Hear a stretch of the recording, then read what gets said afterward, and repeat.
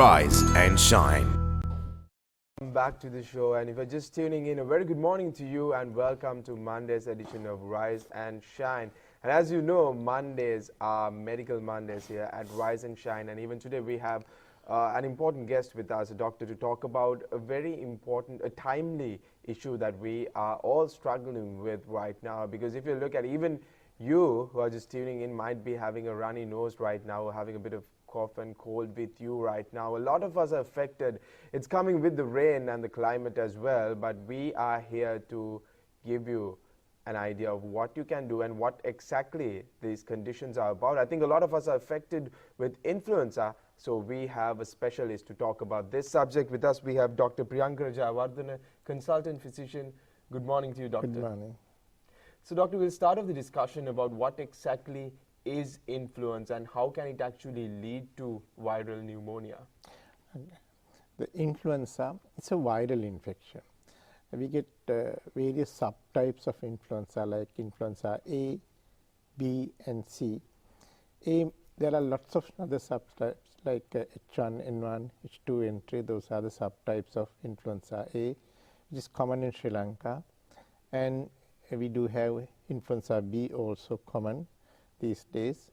It's a viral infection. It's seasonal. It comes time to time to country depending on the weather situation and the climatic situations. Again, it's very common last few months, and we get lots of patients with the viral infection. Most of the time it's mild. People get just a cough and cold and sore throat and runny nose. But we do get problematic cases, as it can lead to pneumonia, and it could be very dangerous, especially in elderly people and pregnant ones and small children. So we get lots of deaths, and people die with that. And most of the time we can't label it as influenza pneumonia, as the influenza antigen is negative in most of the cases, and we don't do that because it's not necessary. It's a clinical diagnosis. The doctor who sees the patient could say that it is viral pneumonia, especially if somebody comes with fever, high fever, muscle pain, joint pain, sore throat, cough and nasal discharge. That is influenza. Fever, muscle pain, joint pain, sore throat, cough and nasal discharge means influenza. So first thing is, people should rest at home. They should not go to work, and they should not send their children to school and tuition classes. So that's the most important thing. And the person who get the infection have a responsibility to prevent it, to give it to the other people, and they have to be careful. And when there's a sick person at home, the others have a responsibility to take necessary precautions. Otherwise, the whole family get affected, and eventually somebody else will sacrifice their life for this illness. Doctor, now, is there a possibility that over a period of years, let's say for someone who is having cold drinks all the time, and then phlegm gets collected, and then owing to the air pollution, probably getting the disease from someone else, all of this can be a heavy headache which can turn into something else. How bad is this? It's different to the typical influenza-like picture. That is basically a phlegmy person who has phlegm and sinusitis and getting infected, maybe what we call chronic sinusitis and things like that. But a person who is phlegmy, maybe an asthmatic person, a person with sinusitis, if they get influenza, they do get, they do behave badly. That there are known high-risk groups in this viral infection. The people who are more than 65 years, that is elderly people, children who are less than 2 years, again high risk, pregnant women. So if the pregnant mother gets the viral infection, we advise them to come to the hospital, and if necessary, most of the time we keep them in the hospital until they are safe to discharge from the hospital. Then, as you said, the people who are having chronic medical problems, maybe the asthmatics, patients with poorly controlled diabetic and heart failure, and people who are on long-term immunosuppressive medicine like steroids, and people who have had kidney transplants, that kind of people, they are high risk. So what we advise, if these people get the infection, they should come to the hospital and get admitted to the hospital if the OPD doctor decides he needs admission. That doesn't mean others are 100% safe. You know, the people who belongs to low risk group also could die with influenza pneumonia. So they should see a doctor, and you know, if the person is ill, they should get admitted to the hospital. And no point giving antibiotics. There is an antiviral called oseltamivir. It's very effective, but it is not available in the pharmacy. We didn't recommend it to be available in the pharmacy. The reason is people might get it over the counter and use 1 or 2 days and just throw it away. We know this country is in the top in the top 10 countries among the antibiotic resistance. We don't want to create that problem for antiviral as well. So if person needs antiviral like oseltamivir, they should come to the hospital, whether it's government hospital or private hospital. It's available. It's expensive though. So necessary patients, we give the antiviral, and it is very, very effective. And doctor, you spoke about the symptoms of influenza like chest pain, sore throat and nasal discharge. Now, being Sri Lankans, we always, you know, if you get something like that, you might think that it's a common cold. So people don't actually go to the hospital to get help. So what's your advice to them, as in for how many days should you wait, or as soon as you see the symptoms, should you just directly go to the hospital? Well, it's like this. If somebody gets a mild fever, bit of a body aches, maybe running nose, the symptomatic treatment, maybe with the family physician, that's enough. But if a person getting high fever and lots of difficulty in breathing, what we call bronchitis-like feature, or patient, if the person is drowsy and sleepy, having difficulty in breathing, and maybe things like vomiting and diarrhea, that means if the person is sick, they should go to the hospital and get admitted. But mild ones, just sore throat, cough and cold, mild fever, body aches, nasal discharge, they don't have to get admitted to the hospital. Could get symptomatic treatment, basically paracetamol to control the temperature, and no need to, it's dangerous to get stronger medicine like diclofenac and ibuprofen, where we don't recommend even in the dengue cases. And to reduce the nasal discharge, they can use a nasal drop, so that gives comfort to the patient and minimize the transmission of the infection. And for the sore throat and the phlegm, they can use things like chlorpheniramine, known as Piriton in the trade name, and loratadine is another the medication. And if the person is coughing, most of the time it's due to a bronchitis. So they are better with inhaler. You know, there are inhalers with salbutamol and steroids. So people who get a cough, they have to use the inhaler for at least 2 weeks. And the sick ones, and really sick people who are in difficulty in breathing, we have to nebulize them, you know, putting a gas and nebulize them. In that case, it can be done even at outpatient, but most of the time they need admission. And no point giving antibiotic. What we do in common practice, people get antibiotics as soon as they get fever, cough and cold, sore throat.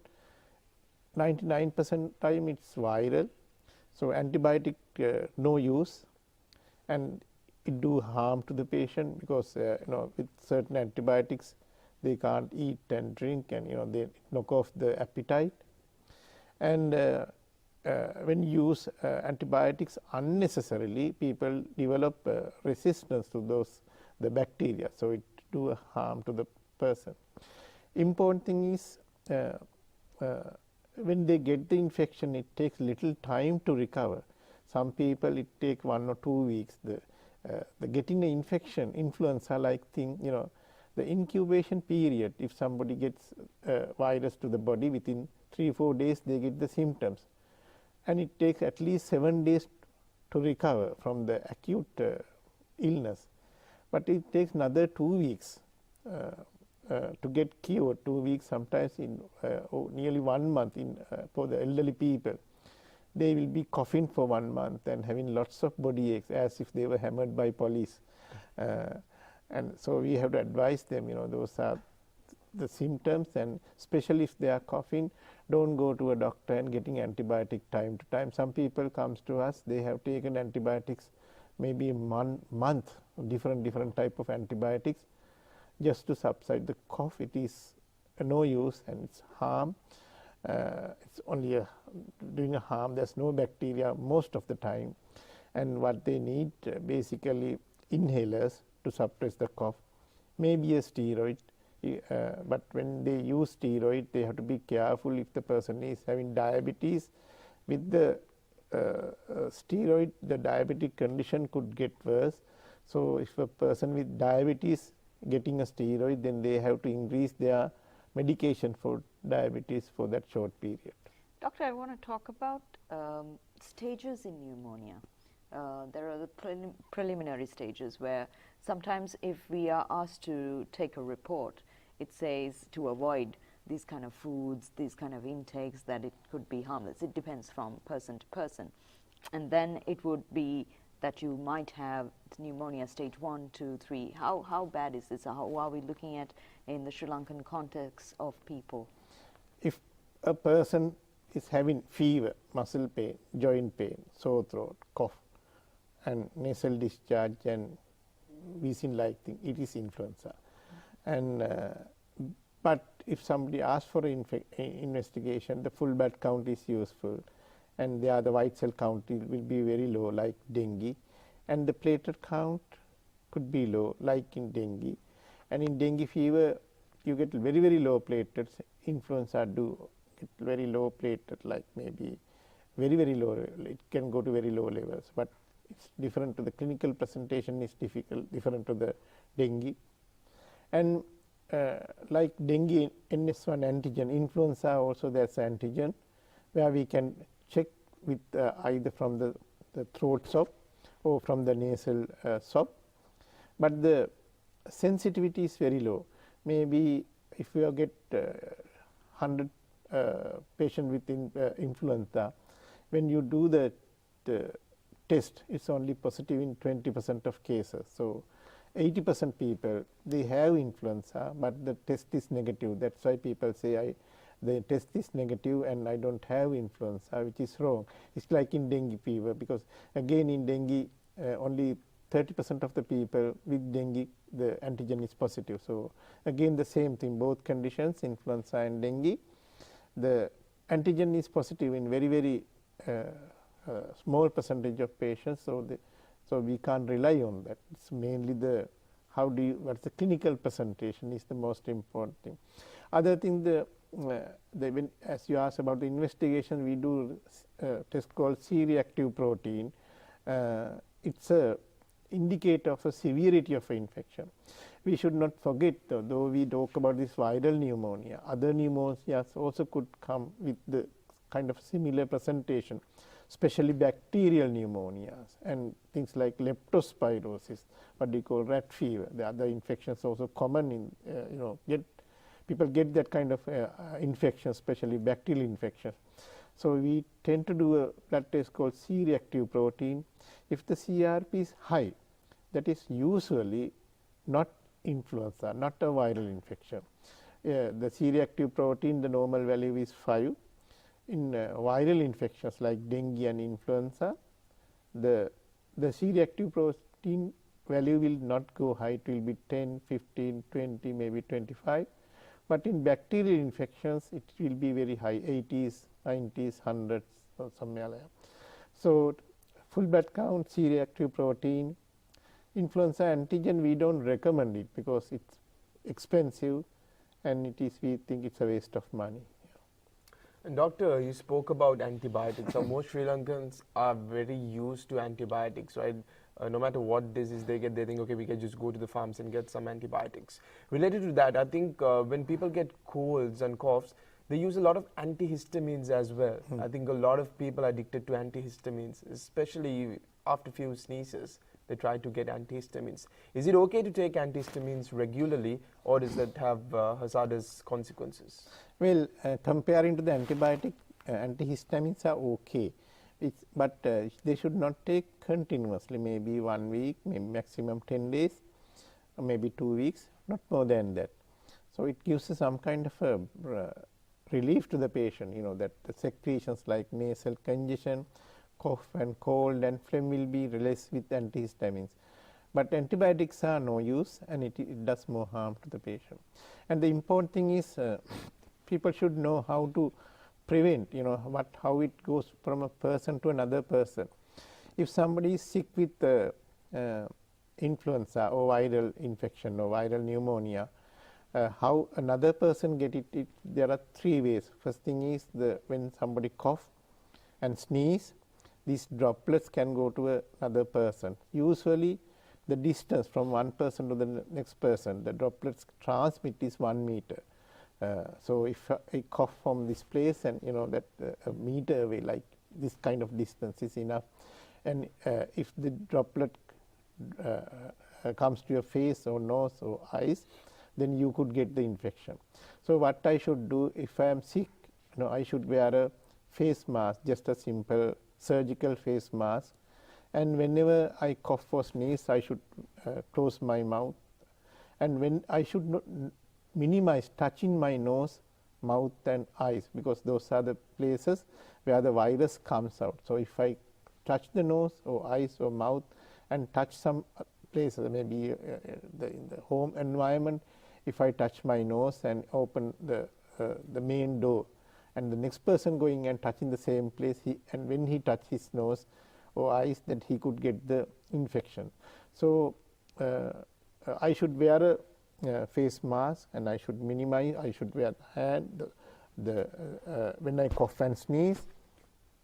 Whenever I touch my nose and eyes, I should go and wash the hands. Then it helps to prevent the infection transmitting to other people.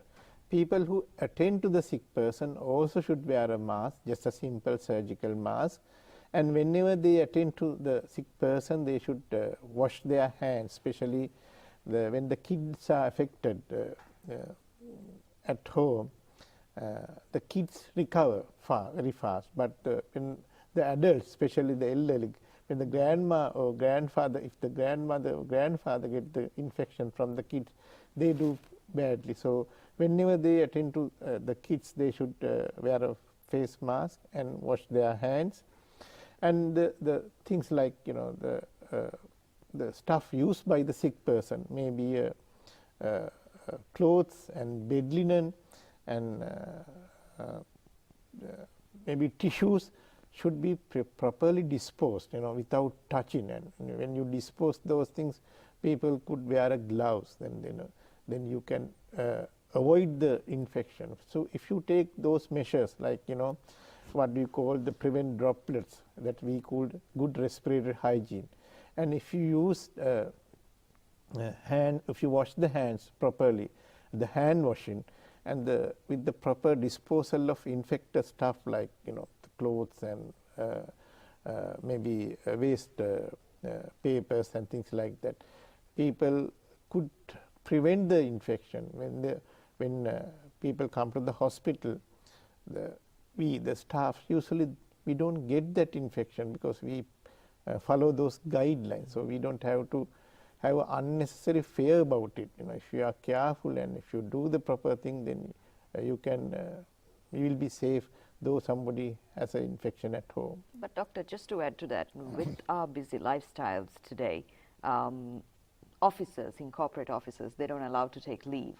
And especially if you are having a flu, they take it like a joke, like, okay, still you can come to work.